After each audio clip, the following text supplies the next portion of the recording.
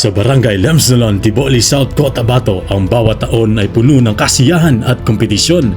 Ngunit ngayong 2025, ang lahat ng mata ay nakatutok sa isang espesyal na laban sa Seslong Festival Inter-Barangay Basketball Tournament.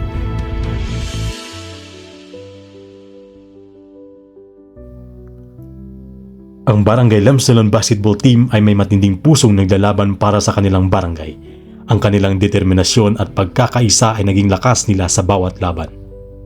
Hi everyone, I am Nodnod Gandulan Sagid, the team assistant coach of Lemsdalon.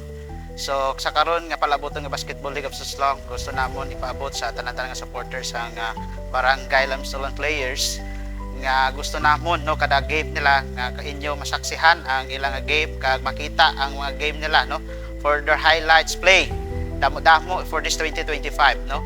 Kag isa sa inspirational namon ang makaabot sa hindi lang gid sa quarterfinal no sa semifinal and the final game. So amo na siya ang isa sa inspirasyon sa mga Lemsdalon nga gusto nila no mag-join for the final game. Kag sa karon gusto namon ipahibalo sa tanan no sa team namon medyo ang team namon subong kay tungod sa isa sa mga players no dating nga team captain, they are playing for 3 years no.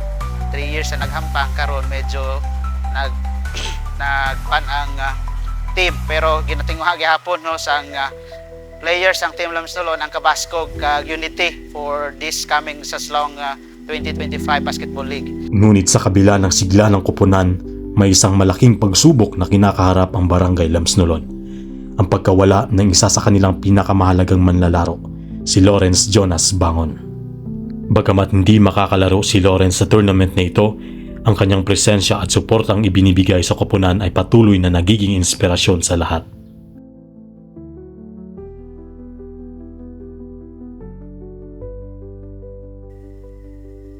Ako si Jarmar Cariaga, ang team captain sang Barangay Lemsdalon under 22 category. Asa captain ball, himuon ko ang akon nga makaya, i-guide kag i-motivate ko ang mga upod ko para makaabot kami sa best of 4 lalo na sa final. Si John Mark Cariaga, ang captain ball ng Barangay Lemsdalon under 22 ay may malaking responsibilidad na pumunuan ang kanyang koponan. Sa harap ng pagkawala ni Lawrence, siya ang nagsisilbing gabay at inspirasyon sa bawat miyembro ng team. Sa kabila ng pagkawala ng kanilang ace player, hindi humihinto ang Barangay Lemsdalon basketball team. Ang kanilang pagkakaisa at lakas ng loob ay higit pa sa anumang hamon. Pinipilit nilang tapusin ang laban para kay Lawrence, para sa kanilang barangay at para sa leader na nagtataguyod ng kanilang lakas, si Captain Cariaga.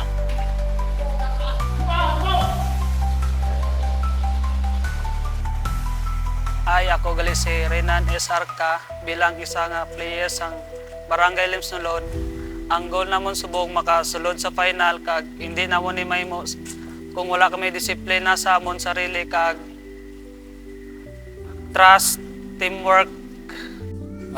Good afternoon everyone. I am Joey Danyan, the SK chairperson of Barangay Lemsdalon. First and foremost, gusto ko gid pasalamatan ang amon nga mga coaches, amon trainers no. Thank you gid sa pag-guide kag pagbulig nga ma-improve ang skills sang mga players namon diri sa Barangay Lemsdalon no. Mga players, good luck sa aton tanan-tanan no. I hope nga makuha naton ang champion sa subong Seslong Festival no. Tungod ako gid ang salig namon sa inyo, especially mga kuya ninyo nga nagasupport sa inyo kag sa SK Council kag sa kaupod ang barangay officials no. Ang mensahe ng ating sangguniang kabataan chairperson ay hindi lang para sa koponan.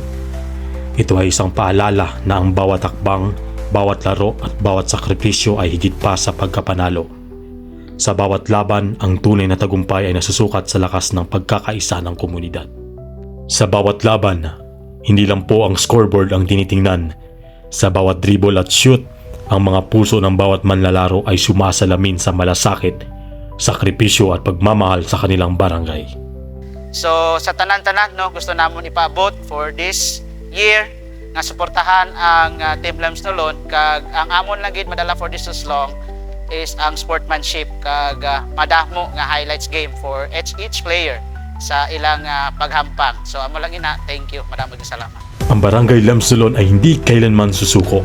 Ang laban ay para sa bawat isa sa kanila, para sa kanilang leader at sa isang manlalaro na patuloy na nagiging inspirasyon sa koponan, si Lawrence Bangon.